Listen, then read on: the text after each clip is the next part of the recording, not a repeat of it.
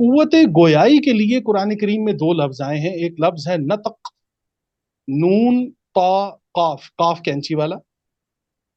और एक कुवत गोयाई के लिए लफ्ज आया है कुल, कुल या कौल जिसे आप कहते हैं। तो अब नुत्क में और कौल में क्या फर्क होता है? नुत्क में और कौल में यह फर्क होता है जी कि नुत्क के अंदर इब्हाम होता है, नुत्क के अंदर बात वाज़िया नहीं होती। मैं मिसाल के तौर पर पंजाबी हूं, मेरा मुखातिब जो है वो मेरे भाई पख्तून हैं, वो पश्तो में बात कर रहे हैं, मैं पंजाबी में बात कर रहा हूं।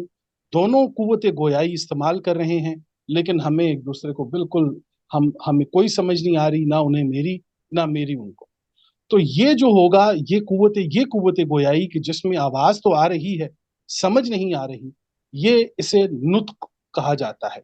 और इसके अंदर बाज औकात नुत्क की समझ आ भी जाती है कि मिसाल के तौर पर एक एम्बुलेंस की आवाज जो है वो मेरे लिए नुत्क है, वो कॉल नहीं है।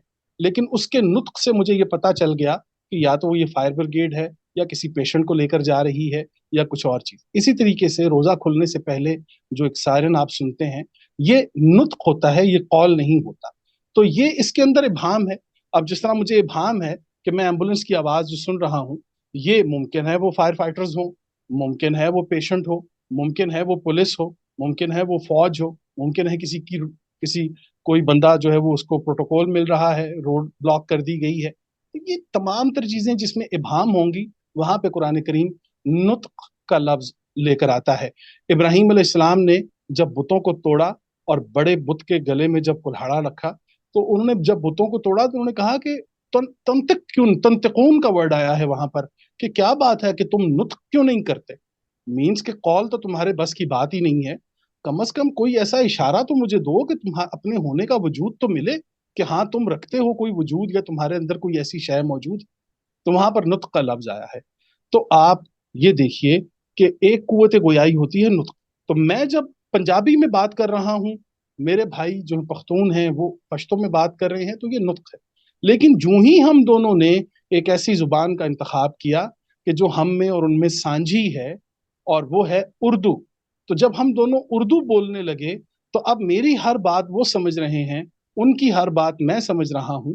तो अब ये कन्वर्सेशन कि जिसके अंदर इबाम था वो नुत्क थी, और अब जब इसके अंदर अंडरस्टैंडिंग आ गई है, तो ये कौल है, ये कौल है। तो याद रखिए, नबी करीम सल्लल्लाहु अलैहि वसल्लम का कोई कौल जो है वो नुत्क नहीं है। कुरान कहता है वमा यंतिकु अनिल हवा, ये हवा में नुत्क नहीं करते, ये अपनी ख्वाहिश से नुत्क नहीं करते। आप सल्लल्लाहु अलैहि वसल्लम के जो कौल मुबारक हैं, इस अब यहां से आपको पता चलेगा कि कौल जो होता है वो दूसरे को मुकम्मल अंडरस्टैंडिंग देने का नाम होता है। वो ये नहीं होता कि आपने महज लफाजी के साथ दूसरे को आयत सुनाई और उसके बाद कहा कि वमा अलैना इल्लल बलाग, हमें तो बस इतना ही था जी, आप तक बात पहुंचाई, अब आप करें ना करें, अस्सलाम वालेकुम। ये रवैया रसूलुल्लाह सल्लल्लाहु अलैहि वसल्लम का नहीं है।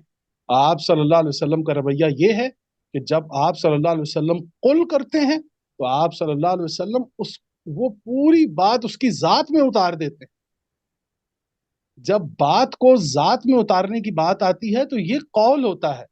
पूरा कुरान करीम जब कौल की बात करता है, वइज़ क़ाल रब्बुका लिल मलाइकति, तो यहां से पता चलेगा कि आयत नंबर 27 में जब पहली मर्तबा अल्लाह ताला ने फरमाया कि जब कॉल किया तुम्हारे रब ने मलाइका के साथ, तो पता चला कि ये तो बिग बैंग से भी बड़ा धमाका है, कि जिस धमाके के अंदर मानवीयत, अदराक और शऊर है। किसी के साथ मुकालमा करने के लिए, कॉल करने के लिए, तो ये तीन टूल्स का होना बहुत जरूरी है। तो पता चला कि इंसानियत के लिए सबसे बड़ा शर्फ जो है वो उसका कॉल होता है। अल्लाह ने कॉल कॉल का इज़ क़ाल रब्बुका लिल मलाइकति, वहां पर कॉल का लफ्ज इस्तेमाल किया है अल्लाह। तो ये जो कुव्वत गोयाई के दो मकामात हैं, जिनमें नुत्क भी है और जिनमें कॉल भी। कॉल जो होती है वो मुकम्मल अंडरस्टैंडिंग होती है।